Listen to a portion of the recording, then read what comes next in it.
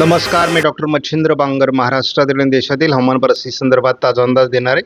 अरबी समुद्राच्या बाजूने या ठिकाणी मोठ्या प्रमाणात बाष्प आहे. बंगालच्या उपसागरामध्ये वातावरण आहे. आपण एकूणच या भागामध्ये देखील मोठ्या प्रमाणात बाष्प बघतो आणि मान्सूनने नुकतीच काल बऱ्यापैकी या भागात प्रगती केली आहे. पूर्व शाखेकडून महाराष्ट्रात सर्वदूर पावसास अनुकूल परिस्थिती झालेली आहे, परंतु सध्या कोकण किनारपट्टीला जोरदार पाऊस पडतोय आणि अंतर्गत महाराष्ट्रामध्ये देखील हलक्या ते मध्यम स्वरूपाच्या पावसाची शक्यता आहे. मान्सूनने काल बऱ्याच विश्रांतीनंतर पूर्व शाखेकडून प्रगती केली आहे. या प्रगतीचा आलेख आपण या ठिकाणी बघतो. या ठिकाणापासून जवळपास मान्सूनने प्रगती केलेली आपल्याला स्पष्टपणे दिसते आणि आजही पुढील वातावरण बदलेल असा अंदाज आहे. पश्चिमी शाखा जरी ठप्प असली तरी पूर्व शाखा बरीच प्रगती करेल असा अंदाज आहे आणि 4-5 तारखेपर्यंतच भारताचा बहुतांश भाग हा व्यापलेला असेल असा अंदाज आहे. जूनच्या रिपोर्टमध्ये म्हणजे 1 जून ते 30 जूनच्या दरम्यान गुजरात आणि छत्तीसगड या 2 राज्यांमध्ये दुष्काळी परिस्थिती स्पष्ट दिसते. बाकी राज्यांमध्ये जरी परिस्थिती सुधारली असली तरी केवळ सध्या तरी पश्चिम बंगाल, राजस्थान, पश्चिमी मध्य प्रदेश आणि आंध्र प्रदेश, रायलसीमा याच भागात परिस्थिती व्यवस्थित आहे. अन्यथा खूप मोठ्या प्रमाणात पावसाची घट जूनमध्ये बघायला मिळाली. 60% केवळ पाऊस झालेला आहे. आपण या ठिकाणी बघतो महाराष्ट्रामधील परिस्थिती देखील तशी गंभीर आहे. महाराष्ट्रात दुष्काळी परिस्थिती ही धुळे आणि नंदुरबारमध्ये स्पष्ट झाली आहे. भंडारा, गोंदिया आणि गडचिरोलीमध्ये झाली आहे. या ठिकाणी ठाण्यामध्ये बघतो परिस्थिती, सातारा, कोल्हापूर, हिंगोली किंवा अगदी भंडारा, गोंदिया आणि या भागामध्ये देखील आपल्याला स्पष्टपणे दुष्काळी परिस्थितीचा अंदाज आला आहे आणि 50% एकूण महाराष्ट्राची टक्केवारी आलेली आहे. मात्र काल 30 जूनचा पाऊस यामध्ये आकडेवारी जरी दाखवला असला तरी तो आज ॲड होईल, कारण रात्रीपर्यंत पाऊस पडलेला आहे आणि त्यामुळे या आकडेवारीत थोडी सुधारणा होऊ शकते. परंतु एकूणच 50% पाऊस केवळ महाराष्ट्रात जूनमध्ये पडला. याचे दुसरे 2 कारणं आहेत. एक, मान्सून एल निनोच्या वर्षामध्ये उशिरा येतो आणि खूप कमी दिवस बरसतो. 22 तारखेला मान्सून सक्रिय झाला. मुंबईमध्ये आपण बघितलं 23 तारखेला मान्सून आला आणि पुढे तो फार सक्रिय राहिला नाही. त्यामुळे पावसाचं प्रमाण कमी राहिलं. त्यामुळे जूनची सरासरी कमी येणं अपेक्षित आहे. परंतु समजा जर जुलैमध्ये या पावसाच्या प्रमाणात सुधारणा झाल्या तर मात्र आपल्याला थोडी रिकव्हरी मिळू शकते, कारण जो पाऊस जूनमध्ये पडणं अपेक्षित होतं तो जुलै आणि जूनचा पाऊस जुलैत पडतो का हे आपल्याला बघावं लागणार आहे. दिलेले आहेत ते आपल्याला इथे स्पष्ट दिसू लागले आहेत. मान्सून पुढे सरकण्याचं लक्षण आहे.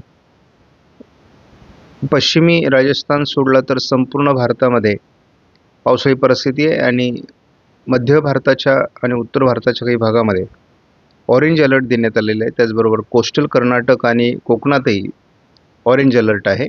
जे आज भारतभर चांगल्या पावसाचा अंदाज आहे. उद्या मात्र महाराष्ट्रामध्ये पहिल्यांदा रेड अलर्ट देण्यात आला आहे. यामध्ये उत्तर महाराष्ट्र, मध्य महाराष्ट्र, पश्चिम महाराष्ट्र आणि कोकण रेड अलर्ट देण्यात आलेला आहे. त्यामुळे 2 तारीख आपल्यासाठी महत्त्वाचे. विदर्भामध्ये ऑरेंज अलर्ट आणि मराठवाड्यामध्ये येलो अलर्ट आहे. त्यामुळे महाराष्ट्रासाठी ही महत्त्वाची बाब आहे. महाराष्ट्रातला रेड अलर्ट कायम आहे आणि रेड अलर्टचा अर्थ असा असतो की या ठिकाणी शाळांना सुट्ट्या देणं किंवा इतरही काळज्या घेणं आवश्यक असतं. त्यामुळे पुढील 2 दिवस 2 आणि 3 तारीख महत्त्वाची आहे. शिवाय या 2-3 दिवसामध्ये संपूर्ण भारतात मान्सून पोहोचणं देखील शक्य आहे, कारण त्या पद्धतीचं वातावरण तयार होत आहे.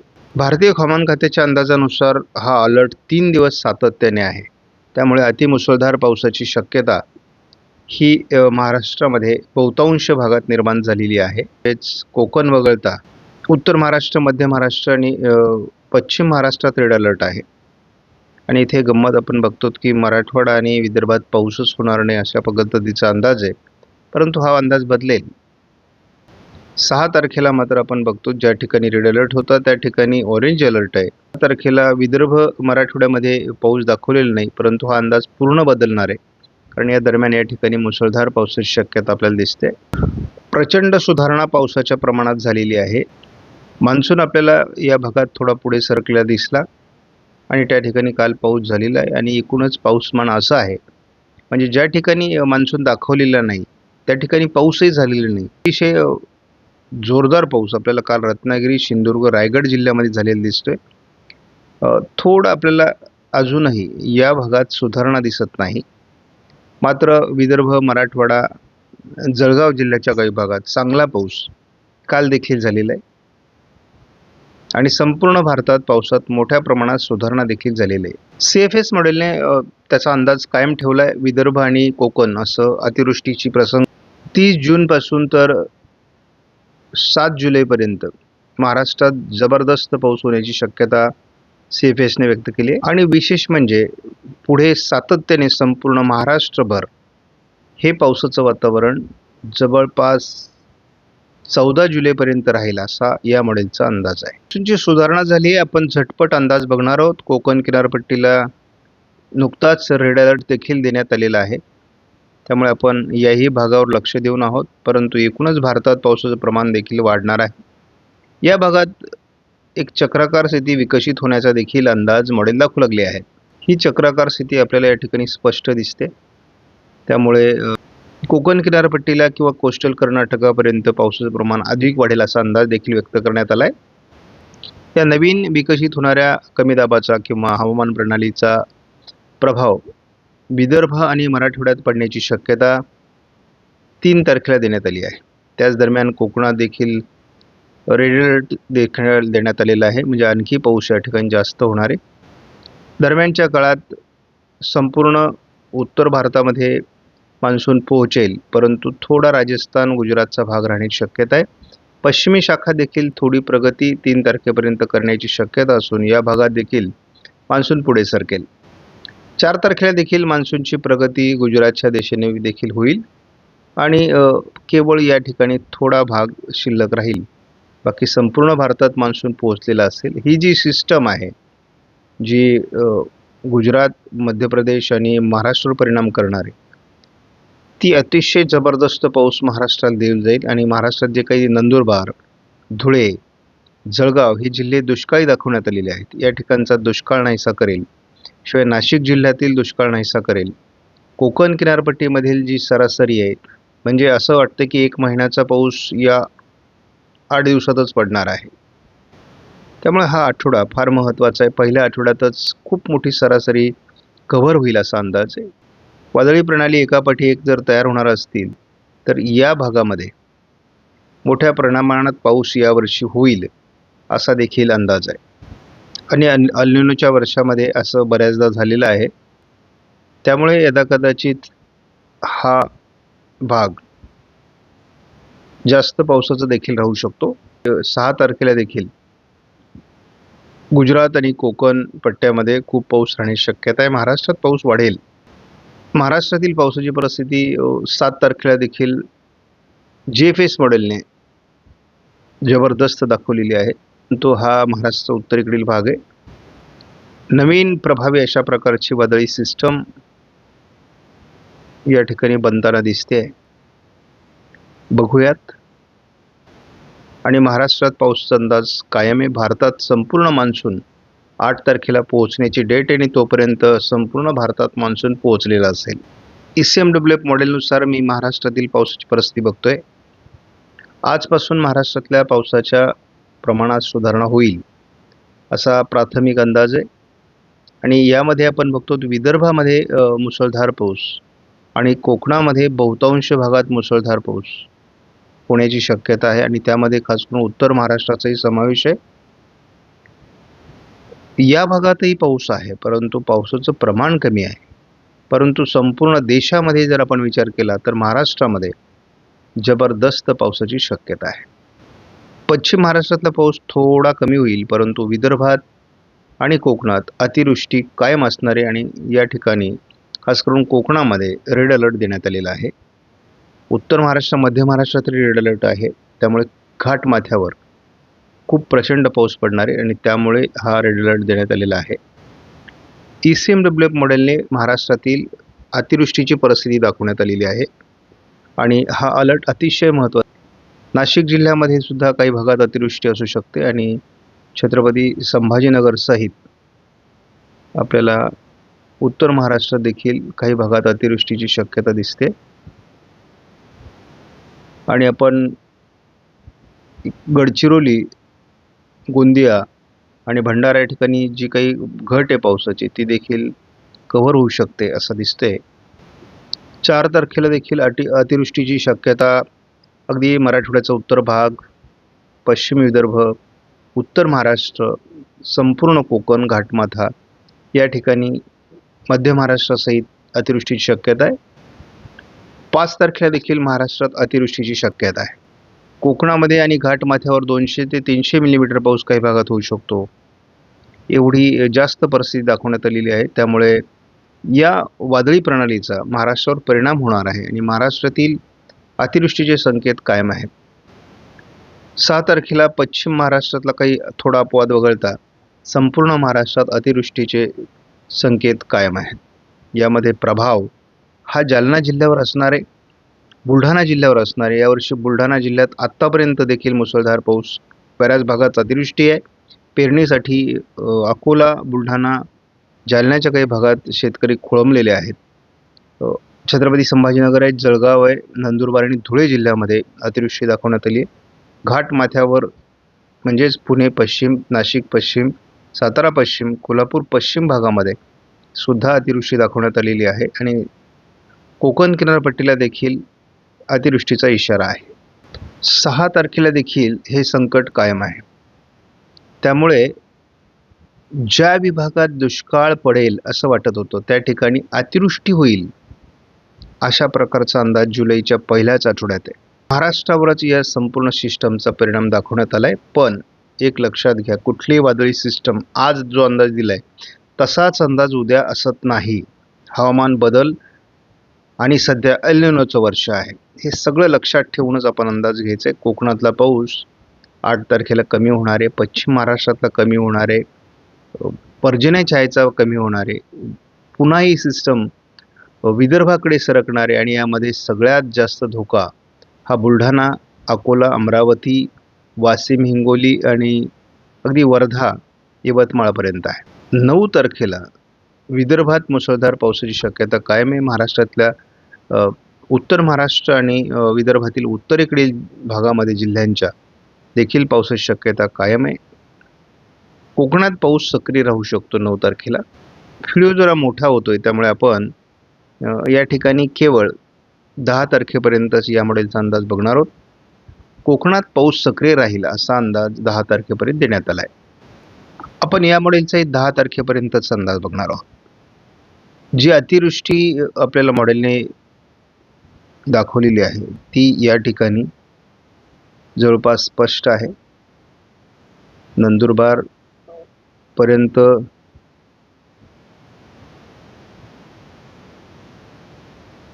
हा भाग दाखवण्यात आलेला आहे. आपण या ठिकाणी बघतो हा पट्टा अतिवृष्टीचा आहे. आपल्याला या ठिकाणी या भागामध्ये पावसाचं प्रमाण थोडं मर्यादित दिसतंय, परंतु गरजेपुरता पाऊस या ठिकाणी पडून जाईल असा अंदाज आहे. तर आपण बघतो आजच याची सुरुवात होणार आहे आणि विशेष म्हणजे उत्तर कोकण, नाशिकसह अगदी पश्चिम अहिल्यानगरपर्यंत याचा परिणाम आता सकाळपासूनच सुरू होणार आहे. त्यामुळे मुसळधार पावसाचा अंदाज आज उत्तर महाराष्ट्र, कोकण, घाटमाथा या ठिकाणी आहेच. महाराष्ट्रात उर्वरित ठिकाणी देखील याचा परिणाम होईल. बऱ्याच ठिकाणी झडीचा किंवा मुसळधार सरी आपल्याला महाराष्ट्रात इतरही जिल्ह्यांमध्ये बघायला मिळू शकतात. कोकण आणि विदर्भ, खास करून पूर्व विदर्भ असं मुसळधार पावसाचं वातावरण राहणार आहे. एक सिस्टम म्हणजे आज एक वादळी प्रणाली बंगालच्या उपसागरात विकसित होईल आणि ती आपल्याला महाराष्ट्राकडे येताना दिसते. तिचा आज रात्री विदर्भात परिणाम होईल आणि कोकणातही परिणाम होण्याची शक्यता आहे. महाराष्ट्रात उद्यापासून त्याचा प्रभाव देखील जाणवायला सुरुवात होईल. आपण बघूयात या मॉडेलने किती परिणाम दाखवलेला आहे. विदर्भ आणि कोकण असा याचा प्रभाव जास्त राहील आणि उत्तर महाराष्ट्र, उत्तर मराठवाडा आणि पश्चिम विदर्भ या ठिकाणी पावसाची अतिवृष्टी दाखवण्यात येते आहे. याचा परिणाम आपल्याला सर्वात आधी या व्हर्जननी कोकण, घाटमाथा, उत्तर महाराष्ट्र या ठिकाणी दाखवण्यात आलेलं आहे. परंतु ही सिस्टम पुन्हा एकदा फिरून महाराष्ट्रावर येणार अशा प्रकारचा एक अंदाज देण्यात आलेला आहे. अतिवृष्टी याही ठिकाणी दिसते, परंतु मध्य प्रदेश आणि गुजरात यावर याचा परिणाम दाखवण्यात आला आहे. त्यामुळे आपण बघतो की साधारण 4 तारखेला किंवा 5 तारखेला पुन्हा फिरून सिस्टम महाराष्ट्रावर येताना दाखवली. उत्तर महाराष्ट्र, मध्य महाराष्ट्र अतिवृष्टी आहे, कोकण अतिवृष्टी आहे आणि ही 2-3 तारखेला किंवा 4 तारखेपर्यंत दाखवण्यात आलेली आहे. त्यामुळे रेड अलर्ट महाराष्ट्रामध्ये देण्यात आलेला आहे. 200 मिलीमीटरपर्यंत पाऊस काही भागात होऊ शकतो अशी परिस्थिती आहे. म्हणजे अल निनोच्या वर्षामध्ये एक संकट महाराष्ट्रावर दुहेरी आलेलं आहे. त्यामुळे या ठिकाणी महिन्याभराचा पाऊस आपल्याला अवघ्या काही दिवसात होताना दिसतोय. 7 तारखेपर्यंत या सिस्टमचा प्रभाव महाराष्ट्रावर आहे, खास करून उत्तर महाराष्ट्र आणि पश्चिम विदर्भापर्यंत. जे विभाग आपण आत्तापर्यंतच्या मॉडेलच्या अंदाजावर दुष्काळी दाखवले होते त्याच ठिकाणी आपल्याला जुलैच्या पहिल्या आठवड्यातच अतिवृष्टी होताना दिसते. 10 पर्यंत आपण अंदाज बघणार आहोत. 9 तारखेला महाराष्ट्रातील पाऊस उघडेल आणि त्याचा प्रभाव संपलेला असेल, परंतु 10 तारखेपर्यंत कोकणात हलक्या सरी होत राहतील. अर्ध्या मिनिटात जर आढावा घेतला तर या ठिकाणी आजपासून पावसाचं प्रमाण वाढणार आहे. अतिवृष्टीचा प्रभाव हा संपूर्ण महाराष्ट्रामध्ये, खास करून या भागात